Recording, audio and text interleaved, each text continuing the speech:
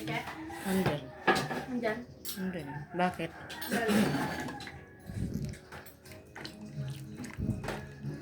Happy Valentine's Day.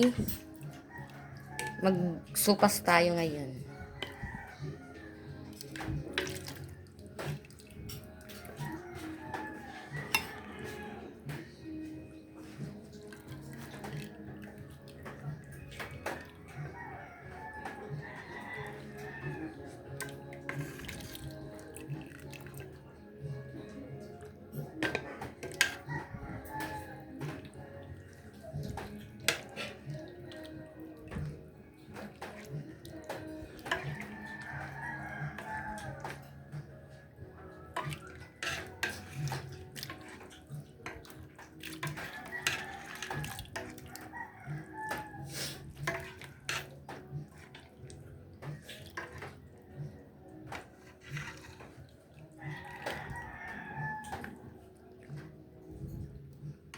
Damihan natin ng sabaw.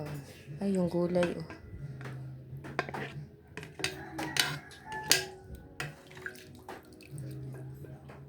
Dahil malamig ang panahon, malamig ang araw ng Valentine's,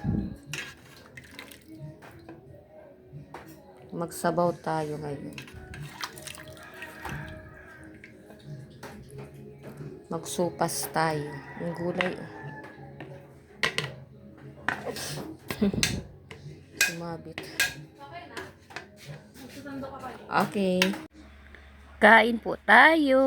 At dahil maulan, malamig ang panahon, ang ulam ko ay itong sopas.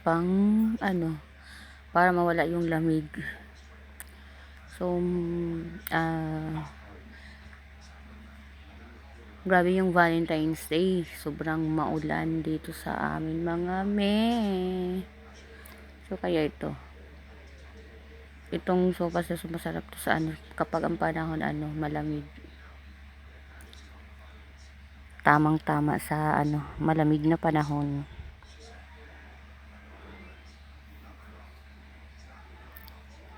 Sarap ito mga mami, oh. Ayan, tingnan niyo naman ang sarap-sarap ng ng kain ko dito. At nag voice over na naman ako dahil yung video ko ay may kasabay na music. Baka na restrict na naman tayo nito. Kaya ayun. Kaya nag voice over na naman ako sa video kong ito. Sarap na sarap ang kain ko dito mga mi.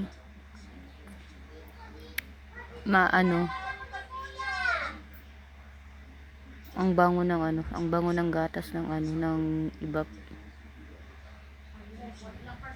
Malinamnam yung ang linamnam ng sabaw. So, maingay dito sa amin dahil madami kami dito. May mga kapitbahay kami dito na maiingay, kaya naririnig nyo. Kung may naririnig kayo dyan, yan yung mga kapitbahay namin. Pero okay lang naman. Ganyan talaga, hindi naman tayo nakatira sa subdivision para mag-complain tayo na maingay. Nasa squatter tayo, kaya yun, okay lang. Tsaka sanay naman tayo na maingay, diba? Lang yan, kahit kami nga din maingay din kami dito. Okay lang yan. Kasi minsan maingay kami dito. Pag kami dito, maingay din yung kapitbahay. So, okay lang. So, sarap na sarap ako dito sa aking kinakain. May ako dito. May kasabay ako dito kumakain din. Grabe yung niya, higop niya ng sabaw, as in ang lakas ng tunog. Ayan, hindi nyo na lang nga lang maririnig dahil voice over ko ng ang video na ito. Yan, nagdagdag pa dyan ako mga mi. Nagdagdag pa dyan ako ng kanin. Kumuha pa ulit ako ng kanin dyan. Nagsandok ulit ako ng kanin. Nakulangan ako sa sinandok ko ng kanin. Kaya nagdagdag pa ako dito mga mi. Sarap kasi. Sarap kasi kumain, di ba? Wala tayong magawa. Masarap kumain. So, ayan, dagdag. Di ba?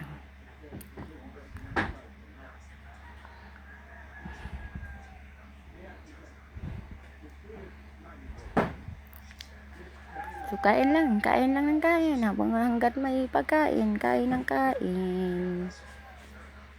Yan. Kasi kung wala namang pagkain, kakain ka ba kung wala kang pagkain? Diba? So, yun. Pag may pagkain, kain lang ng kain. Kasi pag wala, wala ka namang kakainin.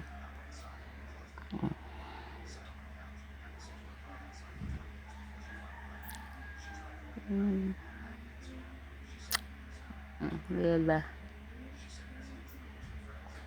Naubos ko yata yung yung isang mangkok na yan eh. Naubos ko yung isang mangkok ng sopas.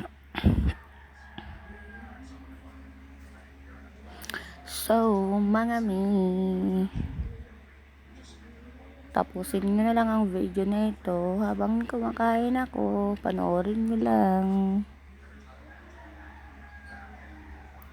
Tsaka pag natakam kayo, magluto na din kayo ng ganito mga mi.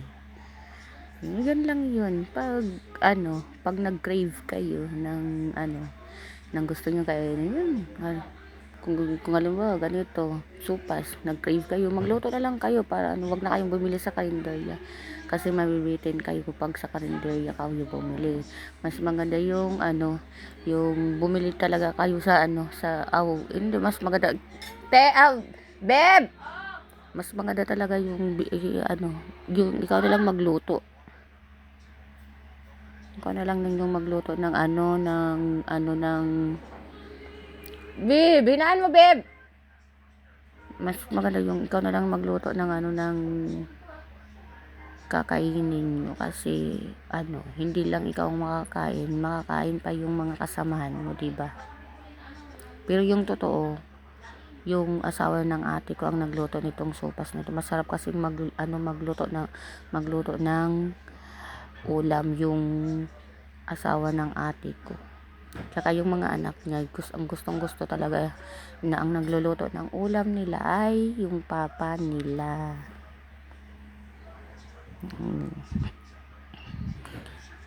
Hindi lang ako dyan nag-isa na kumakain. May kasabay din ako dyan yung pamangkin ko. So, ayan mga mi, naubos ko yung kanin. Naubos ko dito ang kanin mga mi.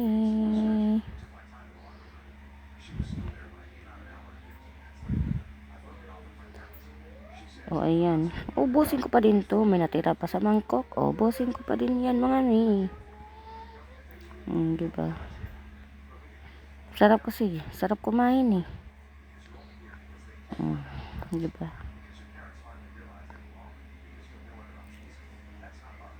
Tuloy lang sa pagkain. Habang may kainin, tuloy lang sa pagkain. Parang napasigaw yata ako Ang lakas kasi ng sound ng pamangkin ko. Pinahinaan ko yung sound niya kasi baka ma-restrict tayo dito sa baka marinig na naman dito, ma-record na naman dito yung sound. Baka ma-restrict na naman tayo ni YouTube. Ayan, malapit ko nang maubos mga mi.